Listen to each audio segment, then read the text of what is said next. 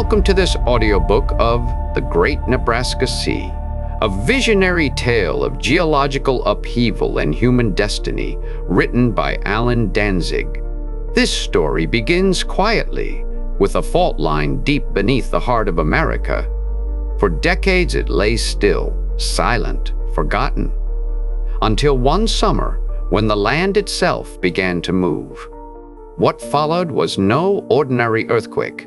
Mountains groaned, rivers reversed, and before the eyes of a stunned world, the plains of Nebraska sank beneath an unstoppable tide.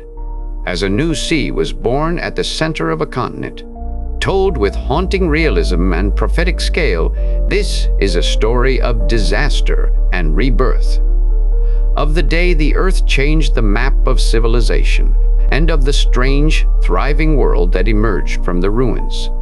Step into the age when the Great Plains became the Great Nebraska Sea, and witness the making of a new America.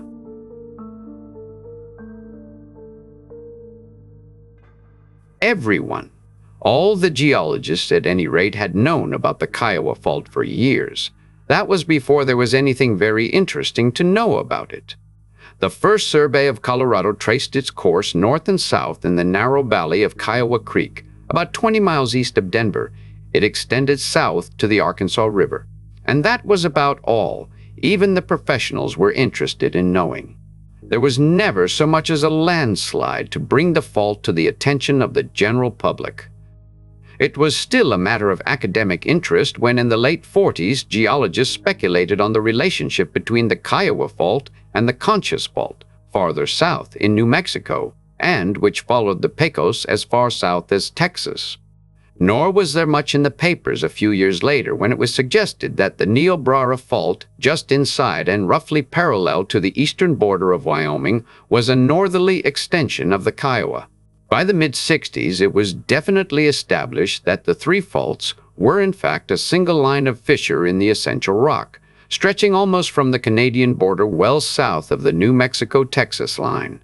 It is not really surprising that it took so long to figure out the connection. The population of the states affected was in places as low as 5 people per square mile. The land was so dry it seemed impossible that it could ever be used except for sheep farming. It strikes us today as ironic that from the late 50s, there was grave concern about the level of the water table throughout the entire area. The even more ironic solution to the problem began in the summer of 1973. It had been a particularly hot and dry August, and the Forestry Service was keeping an anxious eye out for the fires it knew it could expect. Dense smoke was reported rising above a virtually uninhabited area along Black Squirrel Creek, and a plane was sent out for a report. The report was no fire at all. The rising cloud was not smoke, but dust. Thousands of cubic feet of dry earth rising lazily on the summer air. Rock slides, they guessed, certainly no fire. The Forestry Service had other worries at the moment and filed the report. But after a week had gone by, the town of Edison, a good 20 miles away from the slides, was still complaining of the dust. Springs was going dry too, apparently from underground disturbances. Not even in the Rockies could anyone remember a series of rock slides as bad as this.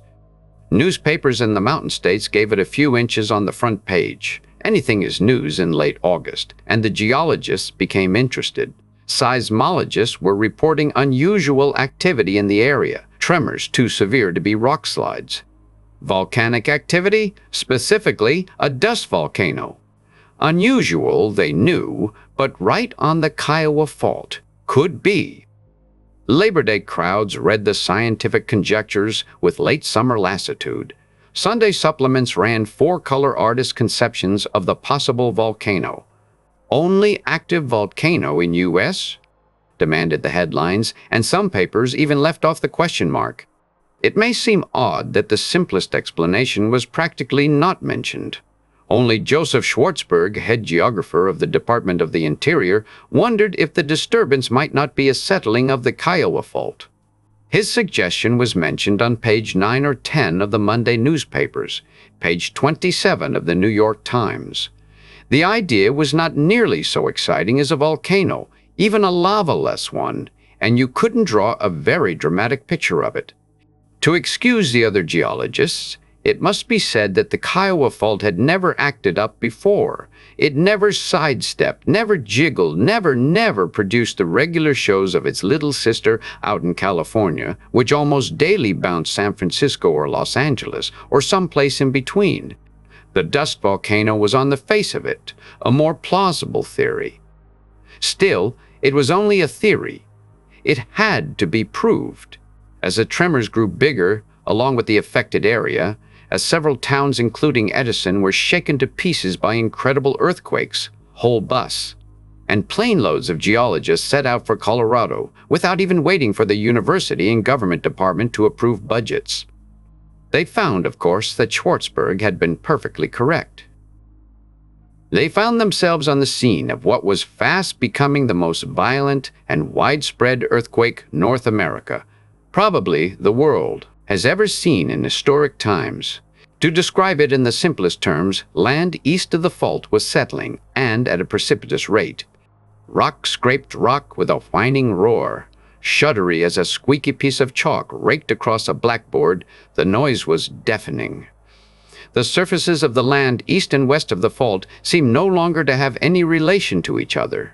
To the west, tortured rock reared into cliffs. East, where sharp reports and muffled wheezes told of continued buckling and dropping, the earth trembled downward. Atop the new cliffs, which seemed to grow by sudden inches from heaving rubble, dry earth fissured and trembled, sliding acres at a time to fall, smoking, into the bucking, heaving bottom of the depression. There the devastation was even more thorough, if less spectacular. Dry earth churned like mud, and rock shards weighing tons bumped and rolled about like pebbles as they shivered and cracked into pebbles themselves. "It looks like sand dancing in a child's sieve," said the normally impassive Schwartzberg in a nationwide broadcast from the scene of disaster. "No one here has ever seen anything like it." And the landslip was growing north and south along the fault. "Get out while you can," Schwartzberg urged the population of the affected area. "When it's over, you can come back and pick up the pieces." But the band of scientists who had rallied to his leadership privately wondered if there would be any pieces. The Arkansas River at Avondale and North Avondale was sluggishly backing north into the deepening trough. At the rate things were going, there might be a new lake the entire length of El Paso and Pueblo counties. And, warned Schwartzberg, this might only be the beginning. By 16 September, the landslip had crept down the Huerfano River past Cedarwood. Avondale, North Avondale, and Boone had totally disappeared. Land west of the fault was holding firm, though Denver had recorded several small tremors everywhere east of the fault to almost 20 miles away. The now familiar lurch and steady fall had already sent several thousand Coloradans scurrying for safety.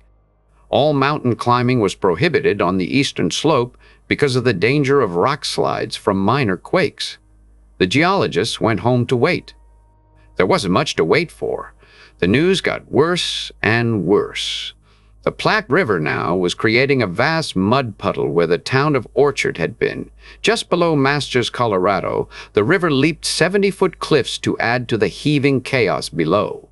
And the cliffs were higher every day as the land beneath them groaned downward in mile-square gulps. As the fault moved north and south, new areas quivered into unwelcome life. Fields and whole mountainsides moved with deceptive sloth, down, down. They danced like sand in a sieve. Dry, they boiled into rubble. Telephone lines, railroad tracks, roads snapped and simply disappeared. Virtually all east-west land communication was suspended, and the president declared a national emergency. By 23 September, the fault was active well into Wyoming on the north and rapidly approaching the border of New Mexico to the south. Trinchera and Branson were totally evacuated, but even so, the overall death toll had risen above 1,000. Away to the east, the situation was quiet, but even more ominous. Tremendous fissures opened up perpendicular to the fault, and a general subsidence of the land was noticeable well into Kansas and Nebraska. The western borders of these states, and soon of the Dakotas and Oklahoma as well, were slowly sinking.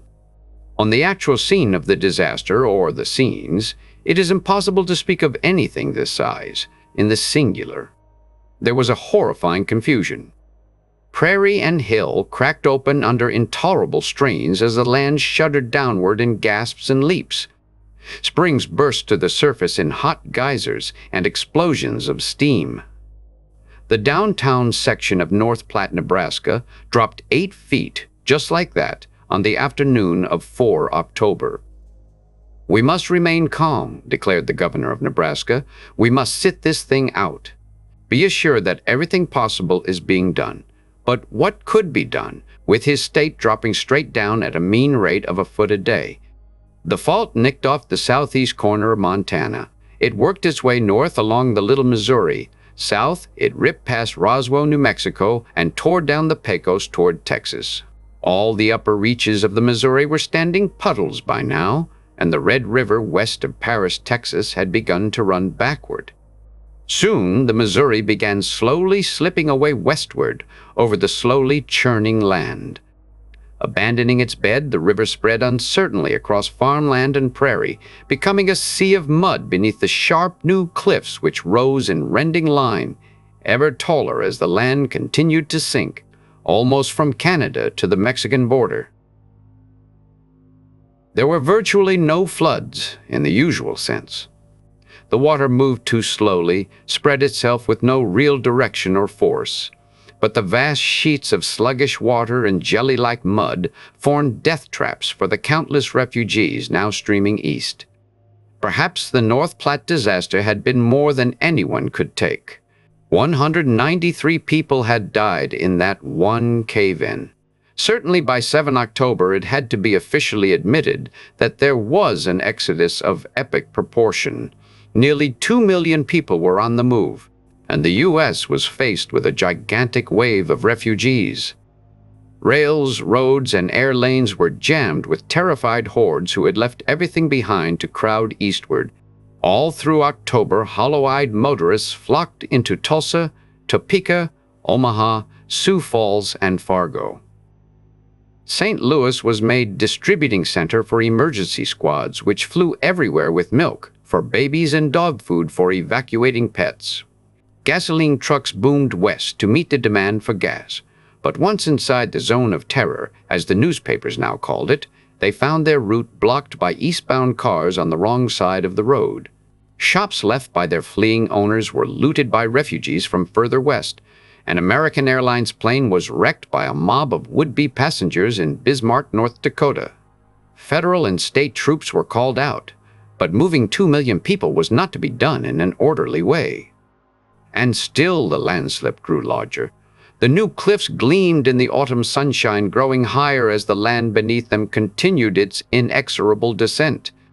On 21 October at Lubbock, Texas, there was a noise variously described as a hollow roar, a shriek, and a deep musical vibration like a church bell. It was simply the tortured rock of the substrata giving way. The second phase of the national disaster was beginning. The noise traveled due east at better than 85 miles per hour. In its wake, the earth to the north just seemed to collapse on itself like a punctured balloon, read one newspaper report.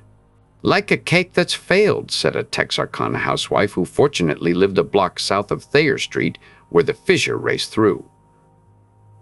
There was a sigh and a great cloud of dust, and Oklahoma subsided at the astounding rate of about 6 feet per hour. At Biloxi, on the Gulf, there had been uneasy shufflings underfoot all day. "Not tremors, exactly," said the captain of a fishing boat which was somehow to ride out the coming flood, "but like as if the land wanted to be somewhere else." Everyone in doomed Biloxi would have done well to have been somewhere else that evening.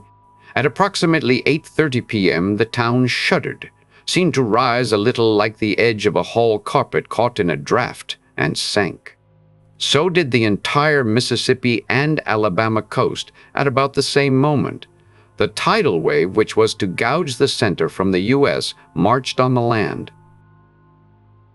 From the north shore of Lake Pontchartrain to the Apalachicola River in Florida, the Gulf Coast simply disappeared. Gulfport, Biloxi, Mobile, Pensacola, Panama City, 200 miles of shoreline vanished, with over 2.5 million people. An hour later, a wall of water had swept over every town from Dothan, Alabama, to Bogalusa on the Louisiana-Mississippi border. "We must keep panic from our minds," said the governor of Alabama in a radio message delivered from a hastily arranged all-station hookup. "We of the gallant Southland have faced and withstood invasion before." Then, as ominous creakings and groanings of the earth announced the approach of the tidal wave, he flew out of Montgomery half an hour before the town disappeared forever. One head of the wave plunged north, eventually to spend itself in the hills south of Birmingham. The main sweep followed the lowest land. Reaching west, it swallowed Vicksburg and nicked the corner of Louisiana. The whole of East Carroll Parish was scoured from the map. The Mississippi River now ended at about Eudora, Arkansas, and minute by minute the advancing flood bit away miles of riverbed swelling north.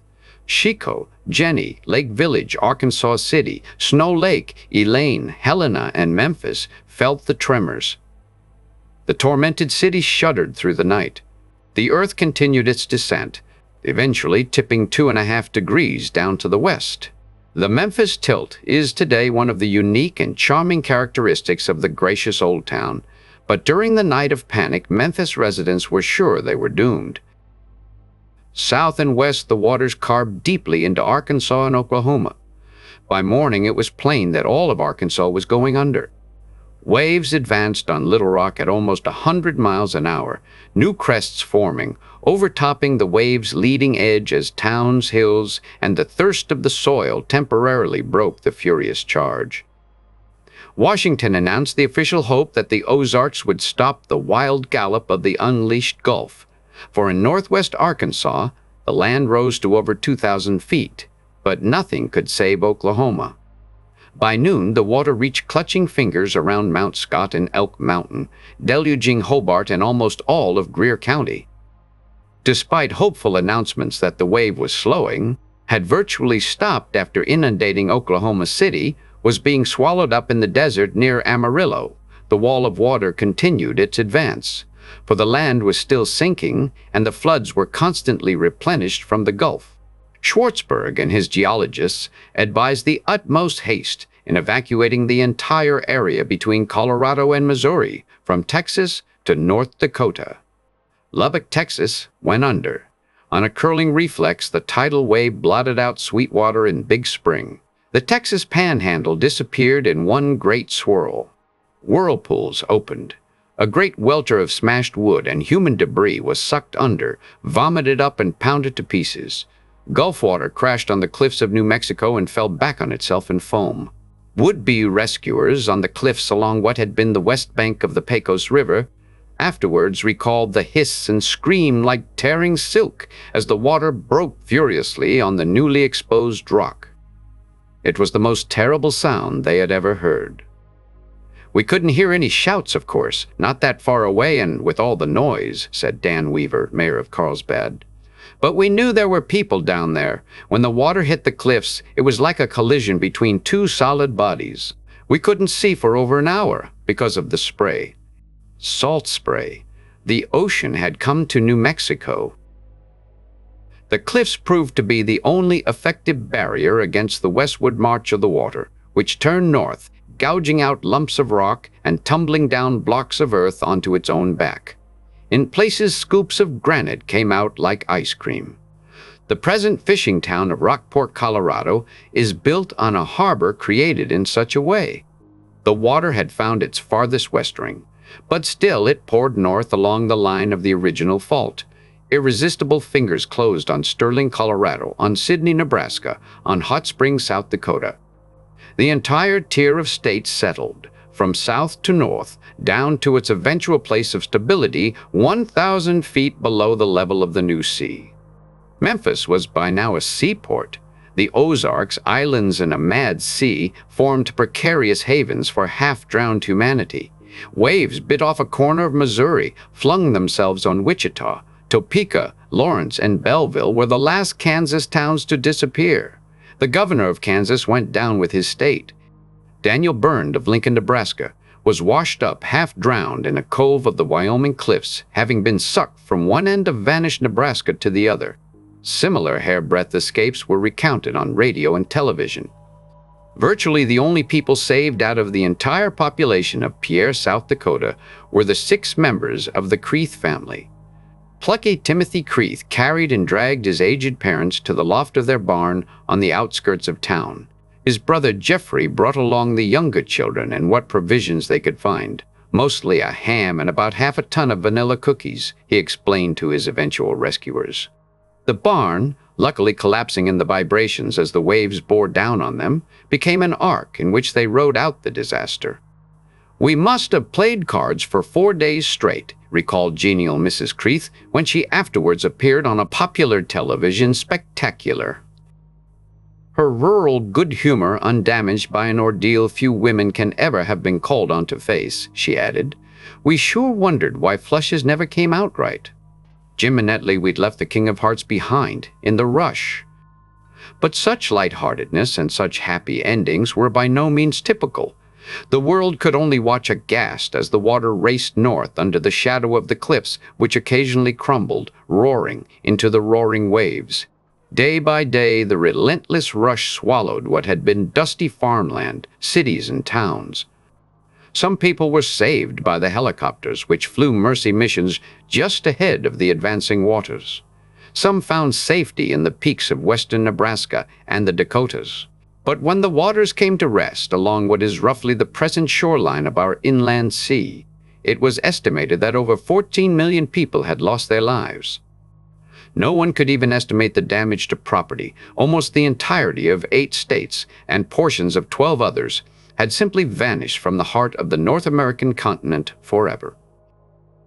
It was in such a cataclysmic birth that the now peaceful Nebraska Sea came to America.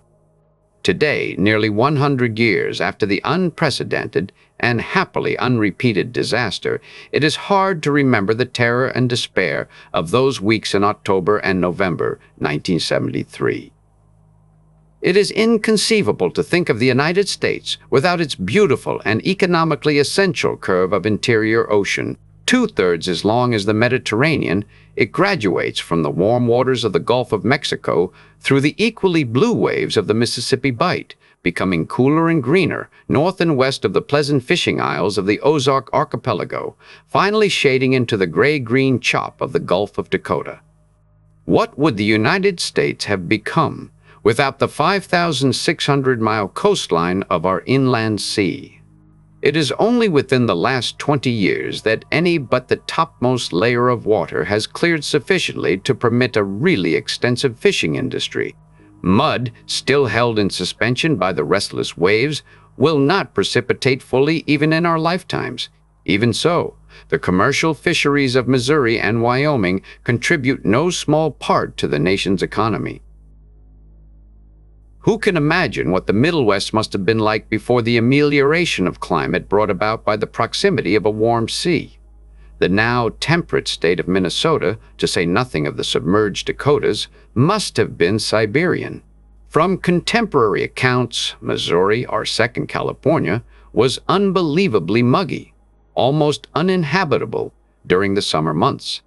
Our climate today, from Ohio and North Carolina to the rich fields of New Mexico and the orchards of Montana, is directly ameliorated by the marine heart of the continent. Who today could imagine the United States without the majestic sea cliffs in stately parade from New Mexico to Montana? The beaches of Wyoming, the American Riviera, where fruit trees grow almost to the water's edge. Or incredible Colorado, where the morning skier is the afternoon bather, thanks to the monorail connecting the highest peaks with the glistening white beaches. Of course, there have been losses to balance slightly these strong gains. The Mississippi was, before 1973, one of the great rivers of the world. Taken together with its main tributary, the Missouri, it vied favorably with such giant systems as the Amazon and the Ganges. Now, ending as it does at Memphis and drawing its water chiefly from the Appalachian Mountains, it is only a slight remnant of what it was. And though the Nebraska Sea today carries many times the tonnage of shipping and its ceaseless traffic, we have lost the old romance of river shipping. We may only guess what it was like when we look upon the Ohio and the truncated Mississippi. And transcontinental shipping is somewhat more difficult, with trucks and the freight railroads obliged to take the sea ferries across the Nebraska Sea. We shall never know what the United States was like with its numerous coast-to-coast highways busy with trucks and private cars. Still, the ferry ride is certainly a welcome break after days of driving, and for those who wish a glimpse of what it must have been like, there is always the Cross-Canada Thruway and the magnificent U.S. Highway 73 looping north through Minnesota and passing through the giant port of Alexis, North Dakota, shipping center for the wheat of Manitoba and crossroad of a nation. The political situation has long been a thorny problem. Only tattered remnants of the 8 submerged states remained after the flood, but none of them wanted to surrender its autonomy. The tiny fringe of Kansas seemed, for a time, ready to merge with contiguous Missouri, but following the lead of the Arkansas Forever faction, the remaining population decided to retain political integrity. This has resulted in the continuing anomaly of the 7 fringe states, represented in Congress by the usual 2 senators each, though the largest of them is barely the size of Connecticut, and all are economically indistinguishable from their neighboring states. Fortunately, it was decided some years ago that Oklahoma, only one of the 8 to have completely disappeared, could not in any sense be considered to have a continuing political existence.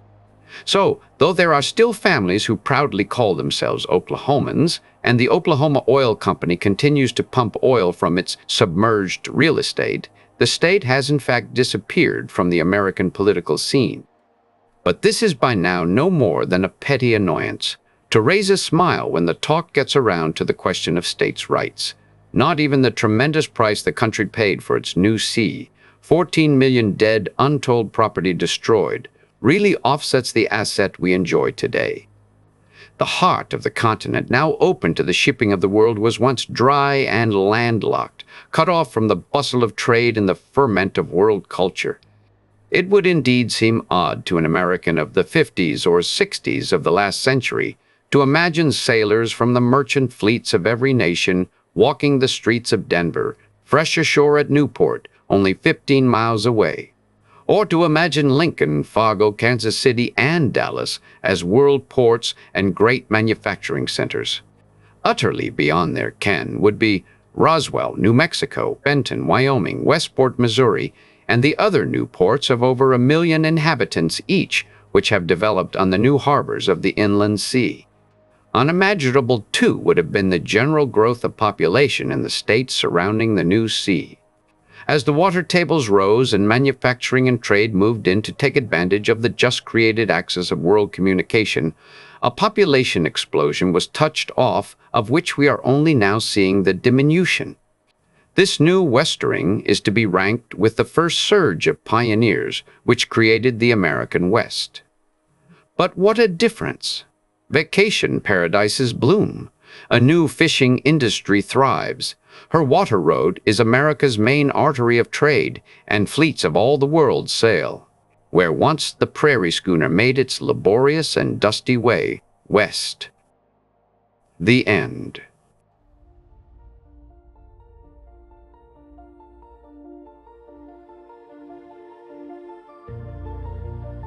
Thank you for listening to The Great Nebraska Sea by Allan Danzig.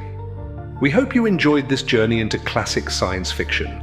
If you'd like to explore more timeless stories, be sure to visit our channel, where you'll find a wide selection of audiobooks ranging from science fiction to adventure, non-fiction, documentary, and more. If you enjoyed this audiobook, don't forget to like the video, subscribe to the channel, and leave a comment letting us know which stories you'd like to hear next. Your engagement helps us continue to bring classic literature to life for listeners like you.